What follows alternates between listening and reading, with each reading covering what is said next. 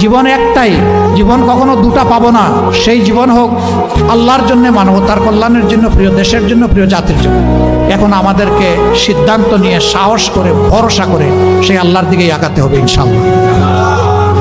আর কাউকে পরোয়া করবো না ইনশাআল্লাহ। আপনারা দোয়া করবো। অনেকে বলে যে আপনার সিকিউরিটি দরকার, বুলেট প্রুফ একটা গাড়ি দরকার। আমি বলি যে আল্লাহ তাআলার কাছেই আমি বুলেট প্রুফ নিরাপত্তা চাই, আর কারো কাছে চাই না।